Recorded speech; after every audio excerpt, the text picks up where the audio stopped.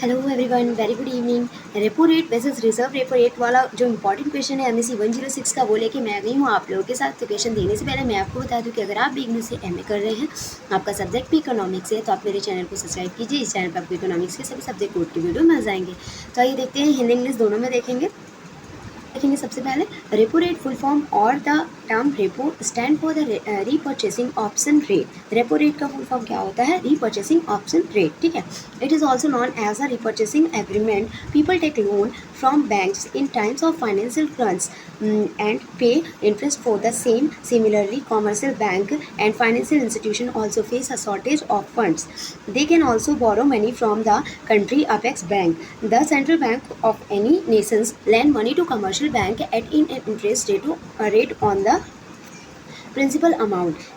If bank take a loan against any kind of security, then this ROI is repo rate. Commercial banks sell eligible securities to the RBI such as treasury bill, gold and bonds papers. When the loan is repaid, bank can repurchase the securities from the RBI. As a result, it's known as the repurchasing option. If they take a loan without pleading the security, it is at the bank rate. Hindi में देखेंगे, repo rate का full form क्या होता है? Repo शब्द पुनः खरीद विकल्प दर के लिए होती है, ठीक है। इसे पुनः खरीद समझौते के रूप में भी जाना जाता है। लोग आर्थिक तंगी के समय में बैंकों से कर्ज लेते हैं और उसी के लिए ब्याज का भुगतान करते हैं। इस तरह वाणिज्यिक बैंकों और वित्तीय संस्थानों को भी धन की कमी का सामना करना पड़ता है। विदेश के शीर्ष बैंक से भी पैसा उधार ले सकते हैं। किसी भी देश का सेंट्रल बैंक वाणिज्यिक बैंकों की मूल राशि पर ब्याज दर पर पैसा उधार देता है। अगर बैंक किसी तरह की सिक्योरिटी पर लोन लेते हैं और ROI रेपो रेट है, वाणिज्यिक बैंक RBI को पात्र प्रतिभूतियां बेचते हैं, जैसे कि ट्रेजरी बिल, सोना, बॉन्ड पेपर। जब ऋण चुकाया जाता है तो बैंक RBI से प्रतिभूतियों को पुनः खरीद सकते हैं। परिणाम स्वरूप इसे पुनः खरीदे विकल्प के रूप में जाना जाता है। यदि वे प्रतिभूतियों को गिरवी रखे बिना ऋण लेते हैं तो यह बैंक दर पर होता है। When the inflation rate is high, at times of high inflation in the economic, the central bank regulates the flow of money in the economic by increasing the repo rate, which result in fewer borrowing by the business and the industries. The result of the increase is slowing down the money supply and investment activities in the economic, which is instrumental in controlling the inflation rate. To increase liquidity in the economic, when there is a requirement of increasing liquidity in the market, RBI eases the repo rate so that business can borrow money for investment purpose, which result in increased money supply in the economic.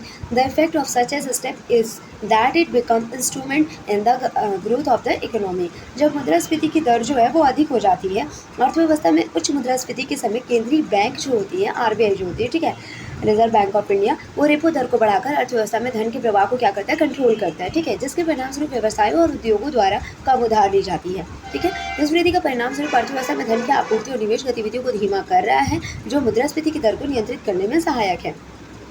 अर्थव्यवस्था में तरलता बढ़ाने के लिए जब बाजार में तरलता बढ़ाने की आवश्यकता होती है तो RBI रेपो दर को कम कर देता है, ताकि व्यवसाय निवेश उद्देश्यों के लिए धन उधार ले सके, जिसके परिणामस्वरूप अर्थव्यवस्था में धन की आपूर्ति में वृद्धि होती है। इस तरह के कदम का असर यह होता है कि यह अर्थव्यवस्था के विकास में सहायक बन जाता है।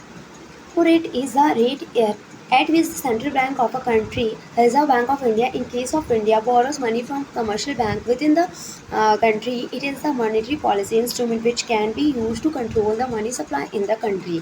An increase in the reverse repo rate will decrease the money supply and vice versa, other thing remaining constant. An increase in reverse repo rate means that commercial bank will get more incentives to park their funds with the RBI, thereby decreasing the supply of money in the market. Inflation is controlled by the RBI by increasing the reverse repo rate, and when the situation are perfect for increasing the inflation, RBI then cuts the reverse repo rate and repo rate so as to inject liquidity into the economy.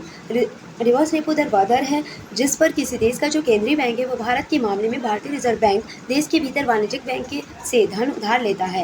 यह एक मौद्रिक नीति साधन है जिसका उपयोग देश में मुद्रा आपूर्ति को नियंत्रित करने के लिए किया जा सकता है। रिवर्स रेपो दर में वृद्धि से मुद्रा आपूर्ति में कमी आएगी और इसके विपरीत अन्य चीज़ें स्थिर रहेंगी। रिवर्स रेपो दर में वृद्धि का मतलब है कि वाणिज्यिक बैंकों को RBI के साथ अपने धन को पार करने के लिए और अधिक प्रोत्साहन मिलेगा, जिसमें बाजार में धन की आपूर्ति कम हो जाएगी। मुद्रास्फीति को रिवर्स रेपो दर में वृद्धि करके RBI द्वारा नियंत्रित किया जाता है, और जब मुद्रास्फीति को बढ़ाने के लिए परिस्थितियाँ सही होती है तब RBI रिवर्स रेपो दर और रेपो दर में कटौती करता है, ताकि अर्थव्यवस्था में तरलता को इंजेक्ट किया जा सके।